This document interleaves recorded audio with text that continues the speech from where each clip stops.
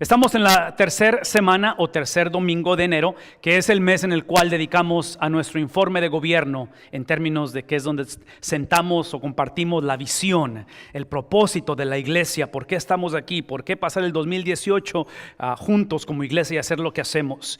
Nuestra iglesia en septiembre pasado del 2017 cumplió 104 años de existencia, así es que este septiembre, Dios mediante, cumpliremos 105. Como pastor, el Señor me concede ser parte de esta iglesia por 5 años, entonces me brinqué 100, ¿ok? Pero llegué exactamente aquí cuando estaba la iglesia celebrando su, ¿cómo se dice? Centennial, su centenario, se me lenguó la traba, pero estamos aquí por 5 años y tenemos la bendición de poder ser parte de lo que Dios ha hecho y ha hecho muchas cosas, pero otra vez en enero lo que hacemos es que sentamos las bases de lo que es la iglesia y específicamente la dirección de nuestra iglesia. La semana pasada introdujimos el primero de 3, que son los valores de la iglesia, por lo menos en lo que creemos que la Biblia enseña. Y el primero de ellos, si acaso no estuvieron aquí, no se perdieron la película, fue el valor de amar a Dios, que es la adoración hacia Dios. Y hablamos por 35, 40 minutos acerca de eso, y esta mañana queremos introducir el segundo valor. El segundo de ellos es la cuestión de amar a otros. Amar a Dios fue el primero, amar a otros, que ahora es la cuestión de vivir en comunidad, y es lo que estamos hablando esta mañana. Entre paréntesis, antes de que lo olvide, porque se me va a olvidar también, recordándoles con respecto a la información que tienen aquí, hay 2 diferentes lugares. Uno está aquí al final de las notas y otro está en la parte de atrás, pero la página de internet de nuestra iglesia proporciona todo lo que hacemos en cuestión de audio y de video. Así es que si quieren ustedes regresar a ver o considerar, inclusive ponemos ahí las notas de lo que están por ustedes ver ahorita, lo ponemos ahí también y pueden ustedes verlo o compartirlo con alguien. Quiero introducirles a 2 personas o 2 diferentes casos. Uno de ellos tiene que ver con que mi trayectoria y una de mis pasiones son los deportes y me gusta mucho el básquetbol, es una de mis pasiones número 1, y esta es la temporada en la cual me emociona más porque ya estamos o casi está llegando a la mitad de la temporada, de lo que es la temporada de básquetbol profesional, y cuando llega a la mitad, que va a ser en 3 semanas, dentro de 3 semanas, ese fin de semana si es el 11, 12 y 13 creo, pero es en febrero. Ese fin de semana, Dios mediante, es cuando se lleva a cabo el Juego de las Estrellas y seleccionan a los mejores jugadores de la mitad de la temporada, lo que han jugado, y seleccionan a los mejores y los ponen juntos en ese fin de semana y hacen juegos de exhibición. Es entretenimiento, no es competencia, pero es bueno y es ver lo que están ahí, me encanta verlo. Uno de los jugadores que este año entró en la temporada, no por primera vez, pero inició la temporada con un futuro brillante y estaba anticipado a que participara en este grupo selecto de los jugadores estrellas. Es este jugador de los Boston Celtics que se llama Gordon Hayward. Y en los últimos 2 años ha elevado su juego de tal manera que este año entró siendo uno de los favoritos para poder hacer bastante daño en cuestión del juego, y específicamente porque esta fue su primera temporada en que él se trasladó de su equipo previo para estar ahora con los Boston Celtics. Es el primero que quiero introducirles. La segunda cosa que quiero introducirles, ahorita regreso a él, la segunda cosa que quiero introducirles es que el año pasado, ustedes recuerdan, la Gran Bretaña, o lo que es Inglaterra, tomaron la decisión de separarse de la comunidad europea. ¿Saben ustedes eso? No sé si se acuerdan de eso, pero se separaron. Entonces, a raíz de esa separación, que fue algo, es algo trascendental, no, típicamente los países viven en uniones, se separó, se les criticó por ello, hubo diferentes reacciones, pero una de ellas es de que los países de Europa, o Europa en sí, le criticaron y le dijeron que ahora iban a ser los ermitaños, los separatistas, y que literalmente iban a experimentar soledad. Porque son una isla, recuerdan que la Gran Bretaña es una isla, entonces no solamente están separados en cuestión ahora de política y de estatutos, y en este caso de esa comunidad europea, pero literalmente, físicamente están separados. De tal manera que después de un año, encontramos en el New York Times de que ahora el gobierno está literalmente nombrando, y en este caso su nombre es Tracy Crouch, es la persona que está aquí, la dama que está a la izquierda, como la persona responsable ahora se le llama el ministro de la soledad. Porque descubrieron que en este año o en los últimos años han descubierto que la población de ingleses viven vidas muy solas. Tienen un problema con respecto a la soledad. ¿Creen ustedes que es un problema en nuestra cultura?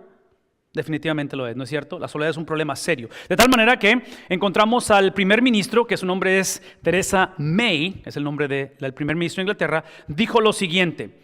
Dice, es mucha la gente de las cuales está viviendo en soledad, una realidad muy triste en la vida moderna. Es mucha la gente, hablando de Inglaterra en particular. De tal manera que ella dice, nosotros queremos o yo quiero confrontar este reto o esta realidad en nuestra sociedad y por lo tanto todos nosotros queremos tomar la acción necesaria para otra vez luchar o lidiar con la soledad en la cual están viviendo nuestros ancianos, aquellos que están cuidando unos de otros y aquellos de los que específicamente han perdido a un ser querido recientemente. Gente de la cual, dice ella, literalmente no tienen a nadie con quien hablar o compartir sus pensamientos y por lo tanto aún sus experiencias. Gente que vive en soledad. Entonces la Gran Bretaña, otra vez como nación, asignaron a un ministro, que en este caso es la dama que les acabo de presentar, para lidiar con este problema. Este joven Gordon Hayward, que les acabo de decir de los Boston Celtics, el jugador de básquetbol, en el primer juego de la temporada, otra vez, grandes expectativas, se esperaba una temporada muy buena. Trágicamente sufre una lesión que casi le costó la carrera de basquetbolista. Casi. Y pónganse a pensar, estamos hablando de que son miles de personas que pudieran jugar a este nivel y no califican. Todo lo que quiero decir es que es un porcentaje muy pequeño de lo cual aquellos que llegan a jugar profesionalmente un deporte. En otras palabras, hay un montón de gente que califica y están a ese nivel, simplemente no pueden. Entonces, este joven, que está bien joven, tiene 27 años, que está lo que en inglés se le llama el prime, está en la cúspide, en lo más floreciente de su carrera. Sufre una complicación, en este caso es una lesión, de la cual si ustedes observan, y por favor no lo hagan Google ni ahorita ni después porque son muy gráficas las fotos, pero ¿sí alcanzan a ver la gente de atrás? El público, donde literalmente se tiene que voltear la persona porque es muy severa la lesión. Cuando hablamos de esta división, de esta soledad, de esta fractura que hay en la sociedad, esto es lo que me vino a la mente. Me viene a la mente el dolor que hay, no solamente de la soledad, pero muchas de las veces es simplemente que mucha gente quisiera mejor estar sola, pero trágicamente está en relaciones que están quebrantadas. Hay gente que preferiría no haber conocido a tal persona por el dolor que le ha causado. ¿Me explico? Entonces, lo que hemos descubierto, lo que hemos visto es que, y otra vez, esto es normal, esto es natural, que la gente reaccione así es como está ahorita reaccionando los hijos, la cultura, cuando vemos lo que está pasando en la sociedad, ¿verdad? Inclusive no es accidente que este lunes pasado, fue un día festivo en Estados Unidos. ¿Alguien recuerda qué celebramos como nación? Martin Luther King. Y a este pastor bautista se le distingue por ser el líder o fue el líder de un movimiento en la cuestión de derechos civiles, problemas raciales. Entonces, es una realidad, ¿no es cierto? Es una realidad. Y otra vez, nuestra cultura está viviendo esto. De tal manera que, otra vez, en medio del sufrimiento de él, uno de sus entrenadores o tal vez uno de sus directores de atletismo corren al rescate de él, lo cual es obviamente importante. Y cuando está la sociedad sufriendo, obviamente el gobierno de la Gran Bretaña trata de salir al rescate por la soledad, por los problemas, porque los ancianos no tienen con quién hablar y cosas por el estilo. Es interesante que inclusive, estas son fotos del evento, sus jugadores, la fractura es tan severa que toda la arena, y son miles de personas en la arena, pausan así, un silencio completo, y los jugadores literalmente empiezan a orar. Entonces, es obvio que cuando vemos la fractura de la sociedad hacemos lo mismo, ¿no es cierto? Inclusive los jugadores del equipo opuesto están en oración pidiendo por el dolor y el sufrimiento de, en este caso, un compañero en el deporte. Lo que queremos hablar esta mañana es esto simplemente, con respecto a este valor, que es el valor de amar a otros o el de vivir en comunidad. Es un valor en el cual creo que como ellos, y puedo hablar otra vez de las fotos, y puedo hablar de la Gran Bretaña y de los ingleses, lo que están haciendo, todos lo reconocemos. Todos lo reconocemos que hay un problema en cuestión del desconecte, de la fractura que hay en las relaciones interpersonales. Pero hemos descubierto que cuando una persona está enferma, cuando una persona tiene una enfermedad, cualquiera que sea, es de igual importancia que la persona reciba el tratamiento para combatir la enfermedad. Y tenemos hoy en día la ciencia, la tecnología, que gracias a Dios alivia mucho de ese dolor. Pero es obvio que antes de aplicar el tratamiento hay que tener un diagnóstico correcto. Porque lo que no quieres es que te apliquen el tratamiento equivocado. Entonces, cuando pensamos en la fractura de las relaciones interpersonales o de la comunidad o la falta de comunidad en el hogar, entre los hijos, los padres, la iglesia, la sociedad, sí, el problema, estoy convencido, que no es tanto que hay fractura en relaciones interpersonales, el problema es que tenemos el diagnóstico equivocado. ¿Cómo lo sé eso? Porque hemos puesto nuestra esperanza en la oración en lugar del objeto de la oración. Y la semana pasada les comprobé que en cuestión de adoración, la adoración en Estados Unidos está creciendo. ¿Por qué? Porque la cultura musulmana está creciendo. Y si alguien sabe adorar o practican la adoración, son ellos. ¿No es cierto? Entonces, adorar no es el problema. Y espero que todos adoremos, o inclusive dijimos, no es tanto si vamos a adorar, es a quién vamos a adorar. Algunos adoramos el pasado y no podemos perdonar. Algunos adoramos a nosotros mismos y nos creemos la bujía del equipo y el centro del universo. Algunos adoramos el gobierno, que estamos literalmente esperanzados a que el gobierno solucione nuestros problemas, así como la Gran Bretaña, ¿verdad? En fin, el punto aquí en la historia es esto, es de que a favor estamos de orar, pero estamos más a favor y es de más importancia a quién oramos. Entonces, esta cuestión de las relaciones interpersonales, yo estoy convencido que ya sea por reacción o por actitud de sobrevivencia, queremos solucionarlo, pero tenemos el diagnóstico equivocado. Y a raíz de ello, si tienes el diagnóstico equivocado, lo más seguro es que tienes la solución equivocada, porque esta es la realidad. No está mejorando la situación y no va a mejorar. La desintegración del hogar, la división que hay en nuestra cultura, en las iglesias. Me explico, en otras palabras, el problema no es el color de piel que tenemos. El problema no es el trasfondo del que venimos. El problema no es la diversidad en cuestión de las diferencias generacionales, que los abuelos no entienden a los hijos, o ahora que es una familia, decimos en inglés blended family, que ahora ya son mis hijos, los tuyos y los nuestros. Ese no es el problema. El problema es que no vemos un diagnóstico correcto para hablar de la solución correcta. Y en este caso, quiero que sentemos completamente, porque estamos hablando de una serie que le hemos titulado Discípulo, porque los discípulos de Cristo, y específicamente el discipulador que es Cristo, no están o no estamos o no estuvo Cristo exento de esto. E inclusive si alguien vivió la fractura de relaciones interpersonales, fue exactamente él, porque en su nacimiento salen huyendo a Egipto, por ejemplo. ¿Recuerdan Jesús? Salen huyendo a Egipto. En su vida, en su experiencia de 33 años, Jesús va a encontrar racismo, va a encontrar diferencias donde la primera persona que escucha la declaración de sus labios que Él es el Mesías, es una mujer samaritana. Cosa que a nivel de cultura, a nivel de cómo la gente procesa la vida, era imperdonable. Los discípulos, recuerdan la historia que Él van rumbo a Jerusalén y pasan por Samaria, les da hambre, los manda al H-E-B, él se queda solo, se sienta en el pozo y es mediodía, viene esta mujer a sacar agua, ¿recuerdan la historia? Viene a sacar agua a la mitad del día, que eso implica que no venía temprano porque la mujer no tenía un esposo, sino que era... ¿Cuál esposo era? Y el con el que vivía ni siquiera era su esposo, estaba pagando la renta con sexo. Es como estaba pagando. ¿Me explico? Era una mujer despreciable, era una mujer con fractura. Y está sentado Jesús ahí, la mujer se acerca a sacar agua y empieza el diálogo, ¿recuerdan?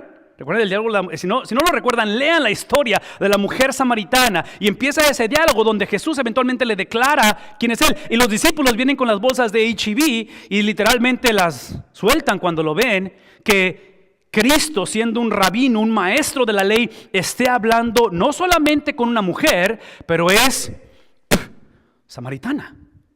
Nadie habla con los samaritanos porque son Tex-Mex, son mezcla de raza y de cultura. ¿Sí me explico? O sea, es la cuestión del color de piel, que es un problema. No nos mezclamos con ellos. De tal manera que Jesús, otra vez, nos muestra que el problema no es tanto que eres samaritano, que eres judío, que eres gentil. El problema es una separación con Dios. De tal manera que creemos que la solución a esto es literalmente el discipulador. Su nombre es Cristo. Y aquí es a donde voy por los próximos minutos.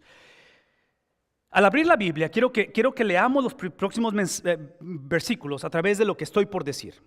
Cuando hablamos que el discipulador es la resolución, que es Cristo, si sabemos que Él es, eso implica dos cosas extremadamente importantes que tienen que llevarse a cabo en aquellos que somos discípulos de Jesús. No estoy diciendo aquellos que hemos creído en Jesús. Espero que todos hayamos ya creído en Jesús, pero los discípulos de Cristo no solamente creen en Jesús, es el principio, pero la meta es creerle a Jesús. ¿Sí ven la diferencia?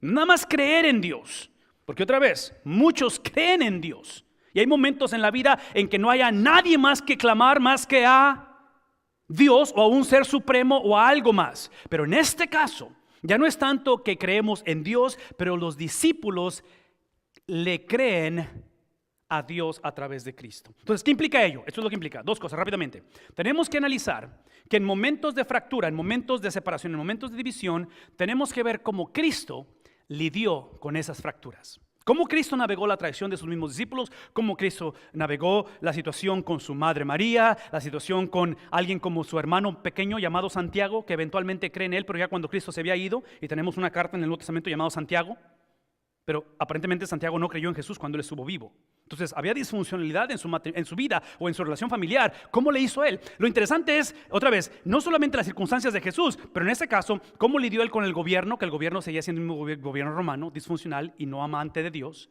¿Cómo lidió él con su misma gente que eventualmente a los suyos vino y los suyos, ¿qué dice la Biblia?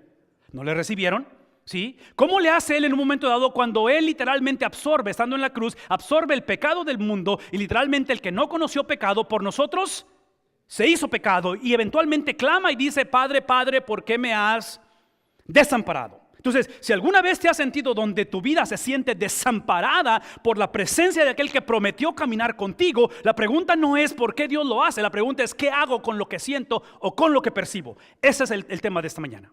La otra cosa es que, y aquí está una de las más interesantes que Pablo nos va a hablar, es cómo es que Cristo no solamente se relaciona con su Padre, aun cuando la condición no cambió, porque la promesa esta mañana no es que la cosa se va a solucionar. No salgan de este lugar porque no somos una iglesia del Evangelio de la Prosperidad.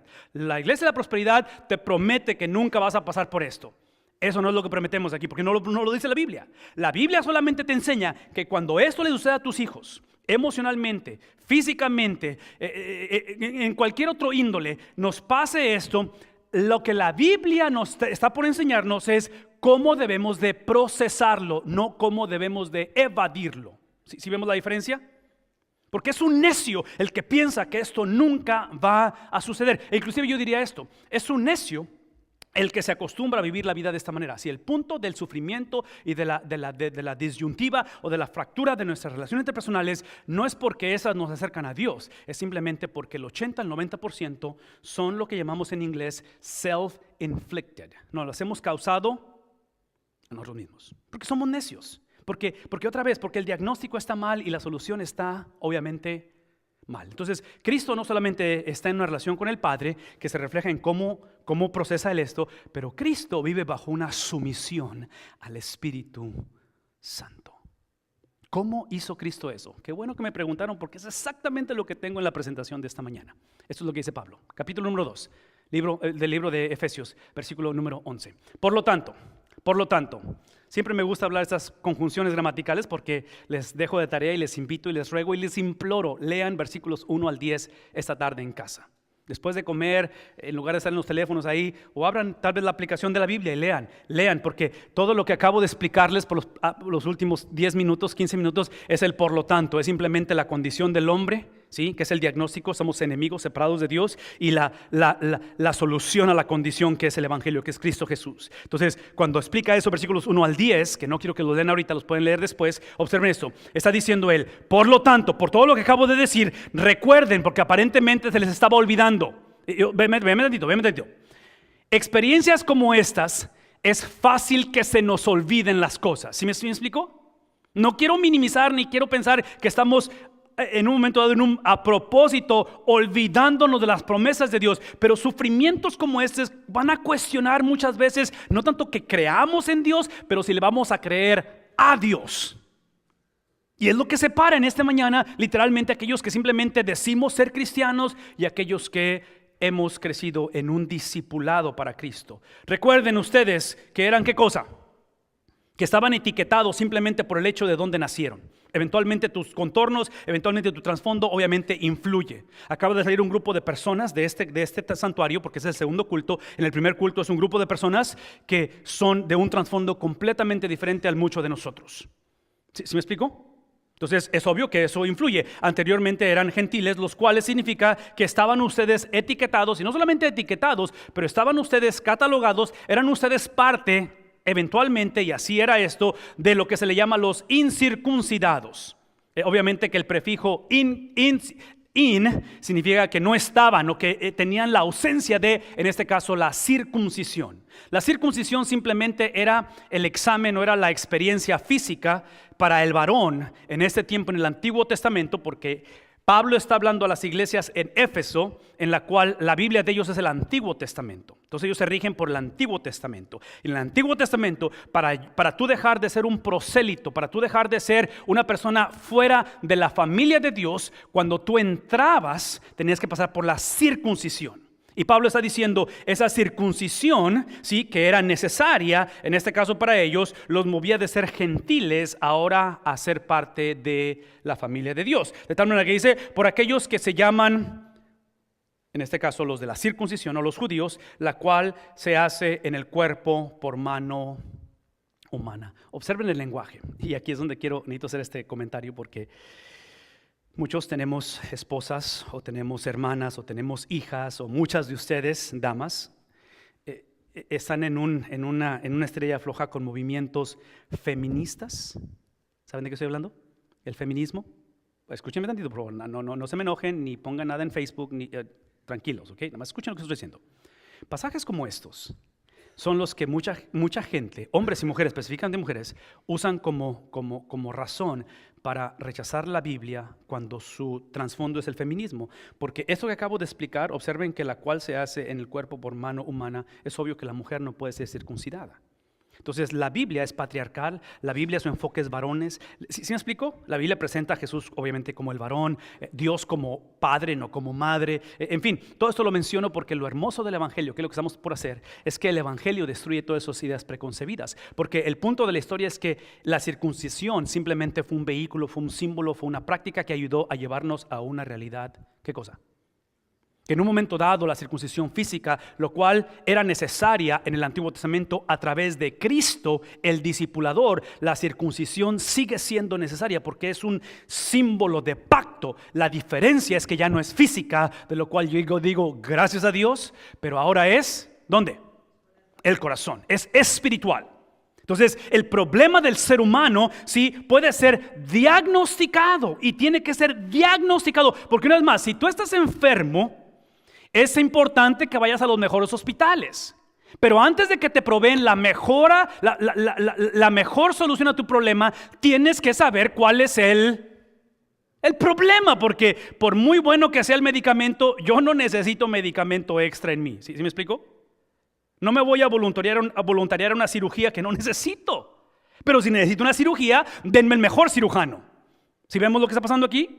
Entonces, lo que hace Cristo es que, o la ley, o el Antiguo Testamento, me mostró el problema. Y el problema es que yo no pertenecía a la familia de Dios. Y la manera en que entraba en esa relación con Dios era a través de una circuncisión. Pero en Cristo, que lleva esa circuncisión en su totalidad, ahora nos mueve a una realidad no solamente física, pero inicia en el corazón. De tal manera que dice él, recuerden, porque otra vez, aparentemente se les estaba olvidando. Recuerden que en ese entonces, cuando ustedes eran parte de la incircuncisión, cuando ustedes eran gentiles, cuando estaban etiquetados por su color de piel, por la manera en que hablaban, o cómo crecieron, o de dónde venían, o cuántos divorcios traen, o bla, bla, bla, bla, bla. Recuerden que el punto era que estaban, ¿qué cosa?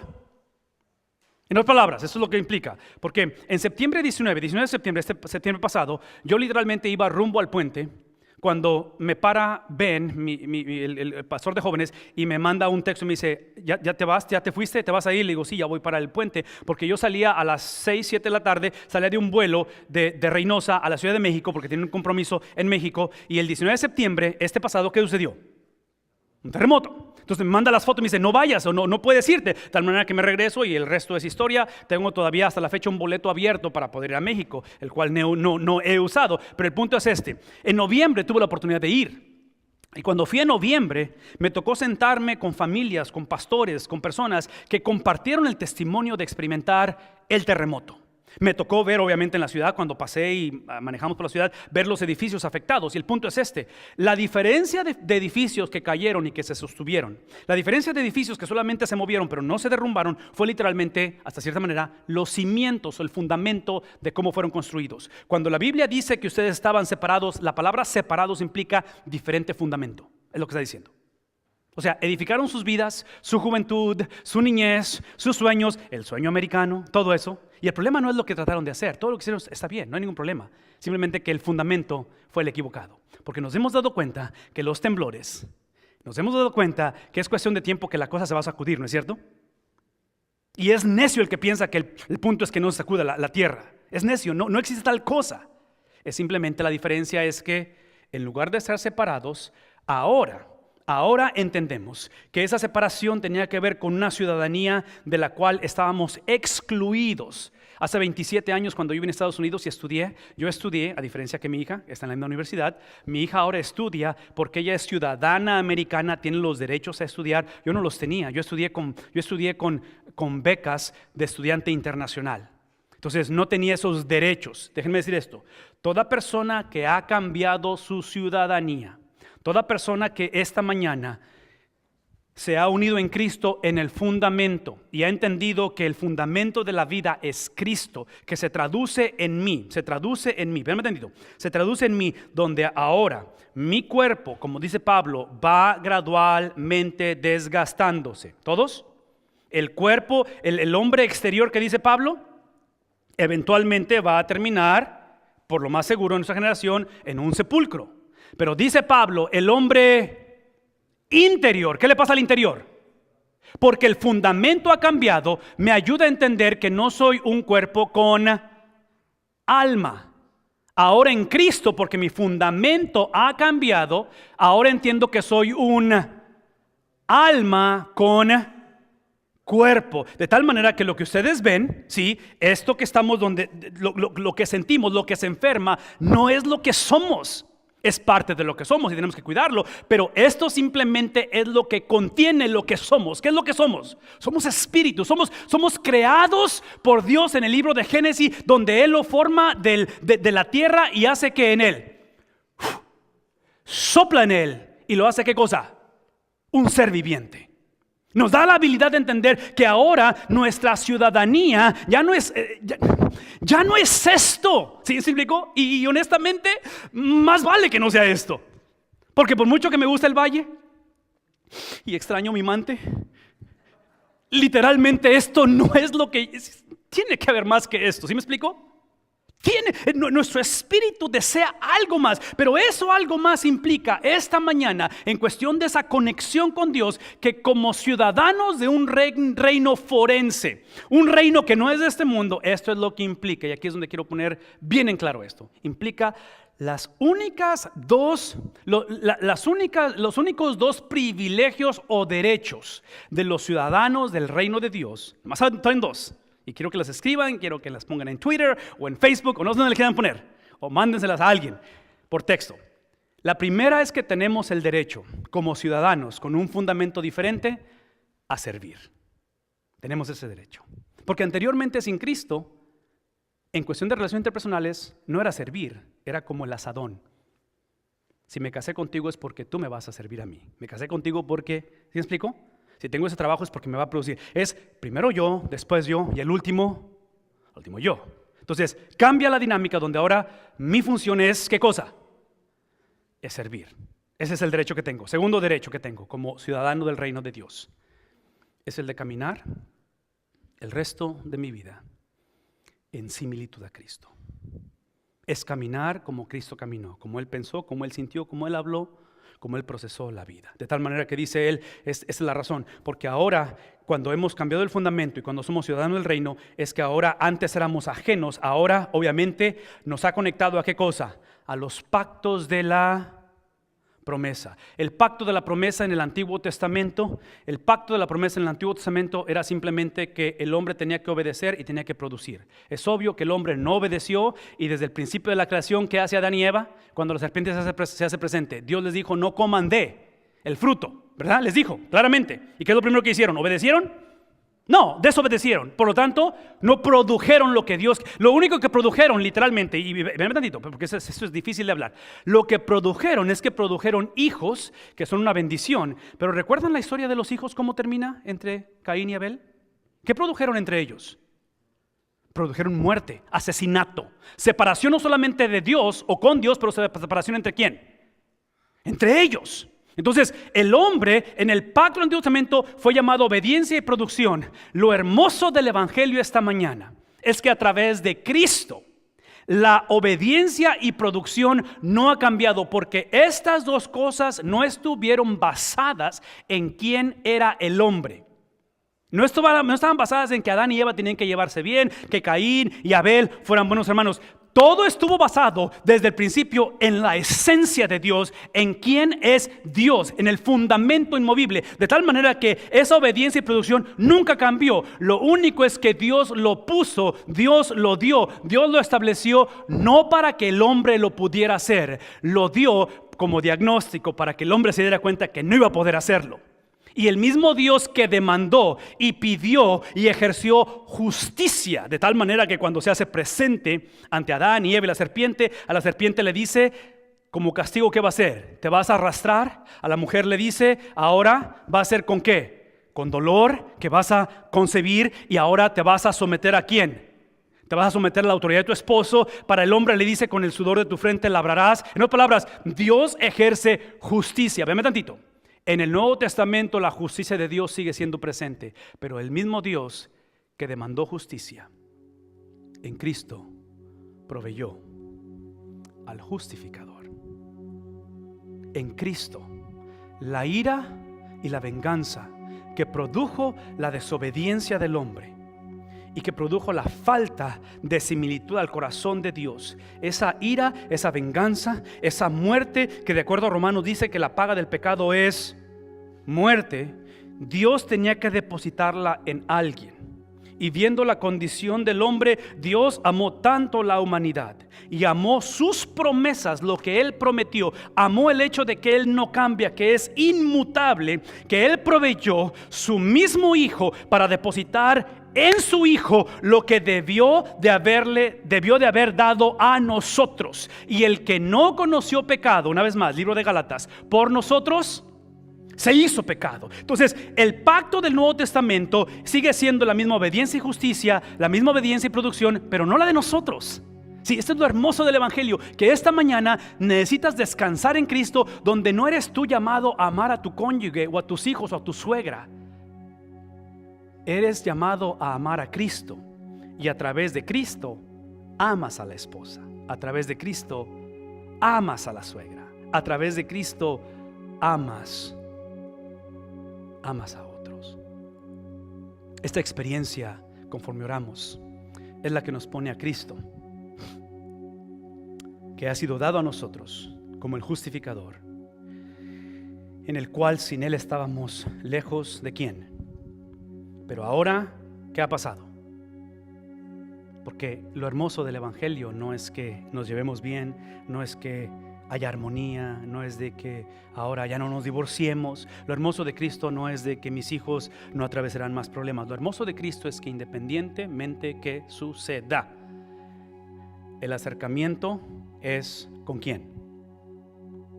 Es con Dios. El problema de la división, de la falta de comunidad, no es nuestras idiosincrasias, nuestras diferencias, nuestro malo carácter o difícil carácter.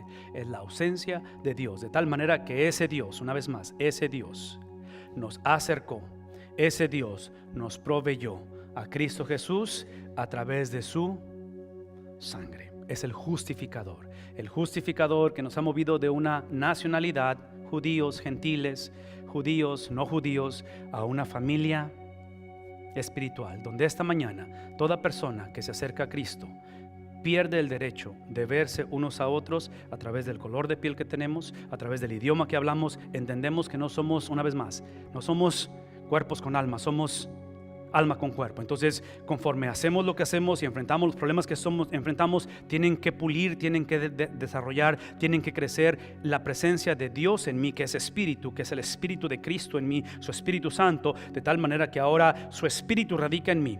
Y esta mañana terminamos concluyendo diciendo esto. Esta es la razón por todo ello, porque ahora lo que el mundo, la Gran Bretaña, ahora lo que nuestra cultura y tu hogar necesita, por favor véame tantito, no es la ausencia de calamidades, de enfermedad, de división, de conflicto. No es simplemente reparar lo que se rompió o lo irreparable. Literalmente ahora la paz para nosotros es literalmente una persona. Es una persona. No es una situación, no es una circunstancia, no es el mejoramiento de condiciones. Todo eso es importante y Dios lo hace, pero tenemos que entender que la paz que el corazón necesita del hombre es una persona que literalmente lo que ha hecho, ha tomado nuestra condición que estaba deplorable, que literalmente nuestra generación, nuestros hijos no quieren ni ver la vergüenza que estamos pasando después de la infidelidad que pasamos, después de la atrocidad que vino. Pero literalmente en momentos como eso, cuando la ley le dice que Él es la paz, es literalmente la restauración de nuestra condición. De que algo estaba roto, algo se había deslocado, y ahora a través de Cristo encontramos que de los dos pueblos Dios ha hecho ¿qué cosa? Ha hecho uno.